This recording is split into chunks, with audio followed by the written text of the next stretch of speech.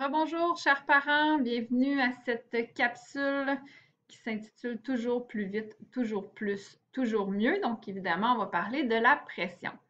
On vit dans une société où la performance, elle est très valorisée, ce qui nous amène à nous mettre beaucoup de pression pour performer dans toutes les sphères de notre vie. On doit être des bons employés, performer au travail, en faire souvent plus avec moins. On doit être des bons parents, s'impliquer dans les comités d'école, s'impliquer dans les activités de nos enfants, surtout pas lever le ton auprès de nos enfants. On doit prendre du temps pour notre couple, on doit s'épanouir en famille, faire des voyages, mettre des belles photos sur Facebook où tout le monde sourit et tout le monde est heureux.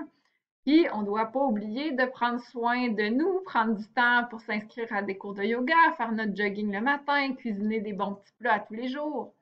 Donc, vous voyez hein, que dans une société où la performance, elle est valorisée, on peut avoir tendance à essayer d'atteindre des standards qui sont parfois irréalistes. On ne peut pas performer dans tout et on ne peut pas tout faire. Donc, il faut accepter qu'on n'est pas parfait, qu'on a le droit à l'erreur, puis qu'on ne performe pas dans tout.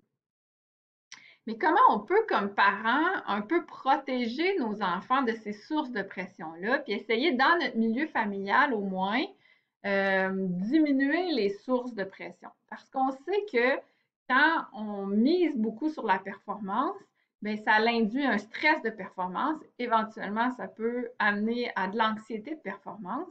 Cette anxiété de performance-là où la personne vient qu'à avoir peur de faire des erreurs, de ne pas performer, puis qui perçoit l'échec comme étant catastrophique. Pourtant, on sait que l'échec, c'est une façon d'apprendre. Hein? On apprend beaucoup avec nos échecs, mais une personne qui vit beaucoup d'anxiété de performance va voir l'échec comme une catastrophe. Puis ça l'amène beaucoup de souffrance chez cette personne-là. Puis ça peut l'amener à moins bien fonctionner aussi parce qu'en ayant peur de se tromper, ben, on n'ose plus essayer non plus. Donc ça nous bloque dans dans les activités qu'on va avoir tendance à faire. Euh, donc, comment on peut diminuer les sources de pression comme parents à la maison? Bien, on a parlé un peu à résister à la pression de la société, là, au toujours plus vite, toujours plus, toujours mieux. Donc, on sait qu'on évolue dans ce contexte-là. Donc, comment on peut à la maison peut-être pas reproduire ce contexte-là?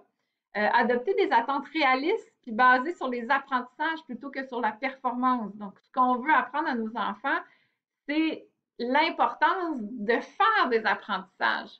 Puis même moi, ce que je dis souvent à mes enfants, c'est que l'erreur est essentielle, elle est obligatoire même. Tu ne peux pas apprendre sans faire d'erreur. Donc, c'est vraiment de mettre l'emphase sur les apprentissages plutôt que sur la performance.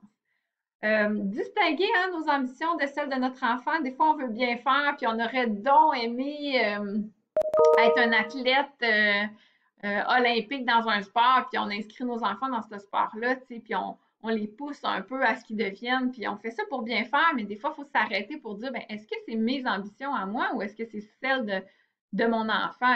Est-ce que lui veut vraiment faire ça? Veut vraiment s'investir dans cette activité-là ou c'est moi qui ai le goût qui s'investit dans cette activité-là? Donc, des fois, il faut prendre un petit pas de recul puis se poser la question.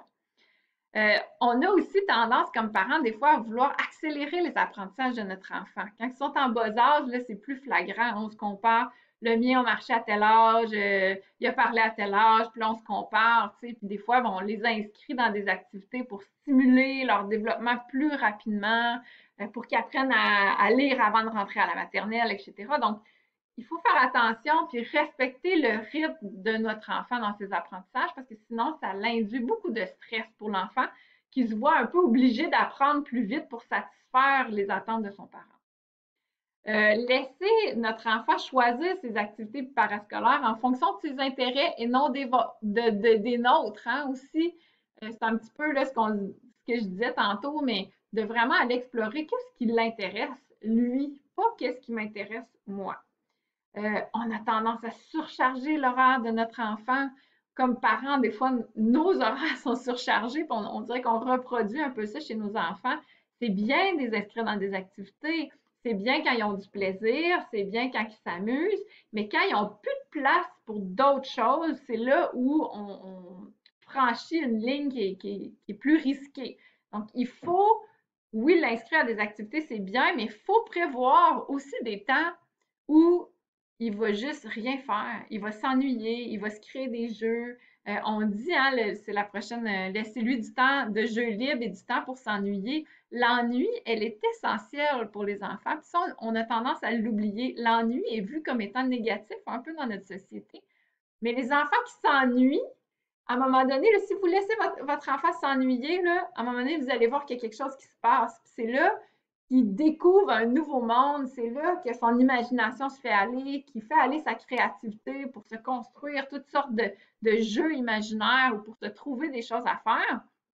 Le jeu libre permet ça aussi, ça lui permet de faire de la résolution de problèmes, ça lui permet d'apprendre, ça lui permet d'encourager sa créativité. Donc, si ils sont toujours dans des activités qui sont organisées pour eux, bien, on brime un peu le développement de la créativité chez les enfants. Donc, c'est important aussi qu'il y ait des temps pour rien faire, s'ennuyer, jouer par eux-mêmes. Puis, des fois, dans notre société, tout va tellement vite qu'il faut les prévoir à l'agenda, ces temps-là. Se dire, ben, le samedi matin, là, on prévoit rien, puis c'est un temps où on reste en pyjama, puis on fait des jeux libres, puis c'est un temps où les enfants doivent un peu s'organiser tout seuls puis créer leurs propres jeux. Donc, il faut les prévoir dans notre agenda.